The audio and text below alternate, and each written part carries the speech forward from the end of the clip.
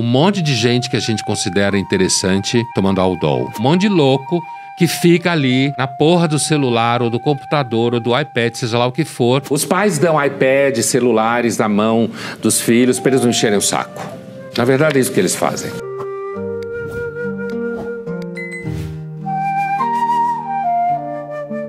Nunca houve conceito de saúde mental.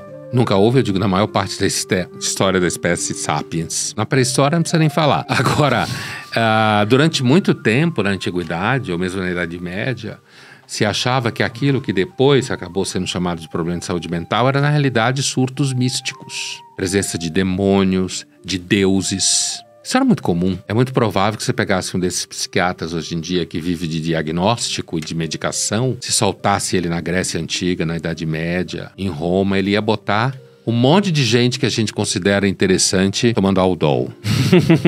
Internado, com diagnóstico, né?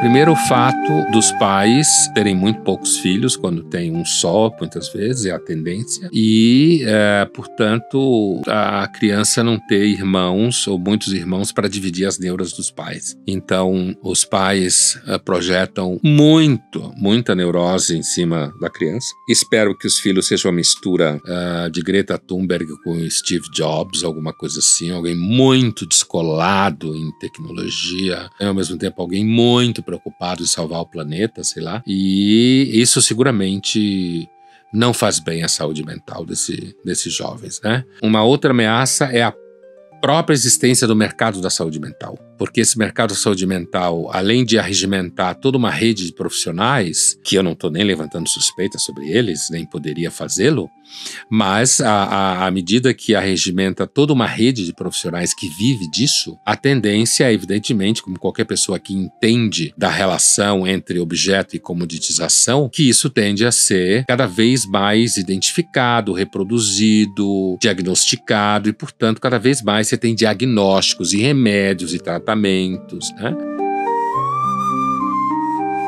Seria importante falar para esses adolescentes, geração Z e tal, que praticamente todo mundo que posta que tá bem tá mentindo, né? Precisa lembrar para eles, tá mentindo, né? Porque afinal de contas, o Instagram e coisas semelhantes é sempre para mentir.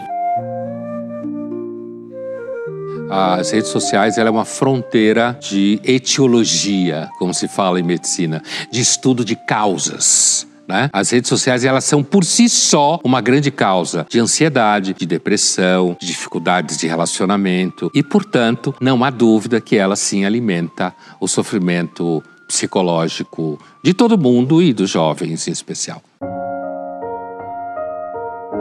Hoje os jovens são mais medicados. Eles chegam na universidade diagnosticados, muitos, é claro que não são todos. Mas hoje existe muita literatura consistente, epistemologicamente, de pesquisa e de estudo, que mostra que existe, entre aspas, porque não se pega, não é contagioso, um surto de problemas mentais, psicológicos, medicados, diagnosticados entre jovens. Então, se não dá para comparar com 200 anos atrás, nem 1000 anos atrás, dá para comparar com 50 anos atrás, com 20 anos atrás, ou mesmo com 10 ou 15 anos atrás. Quem trabalha em universidade sabe disso. Os pais não sabem o que fazer e não sabem mesmo. Eles procuram profissionais assim. Por quê? Porque a saúde mental, principalmente dos mais jovens, se tornou num problema. Os americanos têm uma expressão, quando quer falar que é uma coisa muito sofisticada, rocket science, né? Ciência de foguetes. A saúde mental se transformou numa ciência de foguetes, né? E a pergunta de $1 milhão, e que ninguém sabe responder, é por quê? Porque, aparentemente, de um dia para o outro, eu estou no chão da sala de aula há mais de 25 anos. Assim como vários colegas, né? Porque, de um dia para o outro, aparentemente, isso se transformou numa realidade gigantesca. Por quê? Os pais dão iPad, celulares na mão dos filhos para eles não encherem o saco. Na verdade, é isso que eles fazem. Os profissionais da área de saúde mental, eles crescem vertiginosamente. E quanto mais se faz pesquisa e quanto mais se faz diagnóstico, eu dou aula há 25, 26 anos em universidade, nunca vi tanto aluno diagnosticado, né? Que vem com diagnóstico, que a psicóloga liga, o psiquiatra fala, é quase uma tentativa de customizar a educação. Ter poucos filhos ajuda você a ser um pai paranoico. Porque antes você tinha vários filhos, morria metade, você mal sabia o nome. Agora tem gente que escolhe até o signo que quer que o filho nasça, para que ele tenha aquele tipo de comportamento. Então, ter poucos filhos ajuda, ou ter um filho só, ajuda você a ser paranoico. Aliás, todo mundo sempre soube que quando se tem filho único é sempre um problema, né? Tanto para os pais quanto para os filhos. Quando você tem vários players envolvidos no mercado da saúde mental, o psiquiatra, o psicólogo, o jornalista, o cara que trabalha nas redes sociais, certo? Falando e vendendo tratamentos e vendendo soluções disso, certo? Ou seja, você tem todo um universo onde você tem vários players vivendo disso, gerando demanda. Chega algum momento, você tem um filho na escola, esse filho, sei lá, tem 5 anos hoje. A escola chama você porque acha que o teu filho está desenvolvendo algum tipo de comportamento diagnosticável. Isso hoje é uma realidade. Agora veja bem, a escola já chama você, que é pai ou mãe, porque a escola já está preocupado que se tiver algum problema e ela não chamou você, você vai acusá-la de falta de atenção, ou quem sabe vai processá-la. Então, o mercado da saúde mental hoje, ele já tangencia o mercado do contencioso jurídico. Todo mundo tem medo de contencioso jurídico, porque inclusive no Brasil, acho que uma das frases mais faladas hoje em dia é "eu vou te processar", seja lá pelo que for. Né? Então, as escolas, elas fazem parcerias com clínicas, com profissionais e pulam na frente das famílias com medo que as famílias venham dar problemas para elas em caso de possíveis comportamentos complicados dos seus filhos. E a verdade é que a família pode fazer isso mesmo. Não. Então a escola tem que se proteger disso. Só que na medida que ela se protege disso, ela avança o sinal, muitas vezes apontando diagnósticos, que não necessariamente o moleque está com esse problema todo. Mas a mãe e o pai já ficam paranoicos. Coisa mais paranoica hoje no mundo do que pai e mãe jovem. Né? Tanto que eles hoje estão resolvendo não ter filhos para não ter problema. É claro que há uma ampliação de ferramentas de diagnóstico. Por quê?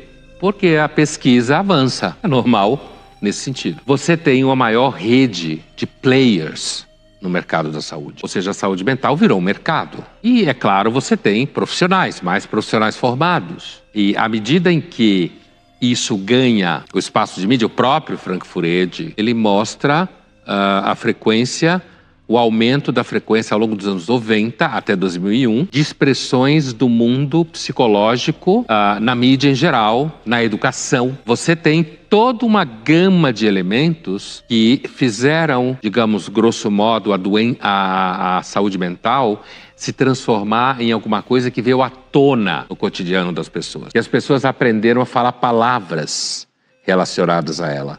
Palavras que elas usam para interpretar o que elas sentem. E aí, quando isso entra em redes sociais, como o TikTok, a tendência é que a escala assume um nível muito maior do que jornal impresso nos anos 90. Tem uma inflação do termo. A pessoa começa a usar o termo de uma forma que vai bater aqui, e aí tem uma outra coisa, que é o seguinte: por que isso vai bater aqui? Porque isso começa a operar como um mecanismo de produção de identidade. O meu diagnóstico é a minha identidade. E na medida que o meu diagnóstico é a minha identidade, eu sei quem eu sou. Agora, finalmente, eu sei o meu lugar no mundo. E o meu lugar é científico.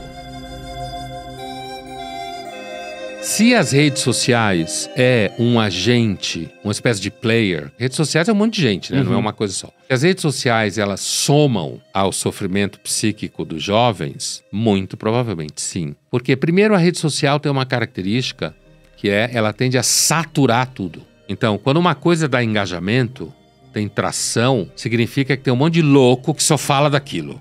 Né? Isso que é tração, isso que é engajamento. Um monte de louco que fica ali na porra do celular ou do computador ou do iPad, seja lá o que for, pendurado nesse negócio. Então isso já é um fator que pode levar a suspeitas de cansaço psíquico. Agora, imagine quando você está falando isso com jovens adolescentes, que normalmente têm famílias pequenas, atomizadas, certo? Que tem uma fase da vida. Nem me pergunte como era o adolescente há 1000 anos atrás, porque não existia adolescente, tá? Outro dia alguém me perguntou no meu canal, no YouTube, né? Como era a educação infantil na Idade Média. Não existia educação infantil na Idade Média. Era, vai plantar uma abóbora, né? É mais ou menos isso. Essa é a pá, esse é o buraco. É né? isso aí. Quando a menina estava menstruada, virava banho. Mas voltando ao que a gente estava falando, sim, as redes sociais são, sem dúvida nenhuma, culpadas como parte do fermento que faz crescer o cansaço psíquico, problemas psíquicos. Isso significa que a gente deve shut down as redes sociais? Não. Inclusive nem dá. Toda uma gama de pessoas de uma certa elite cultural, grosso modo, que trabalham assim descaradamente pelo PT. É impressionante como o Bolsonaro e o grupo deles foram, de certa forma, os melhores cabos eleitorais que o PT teve nos últimos 2, 3 anos. Essa questão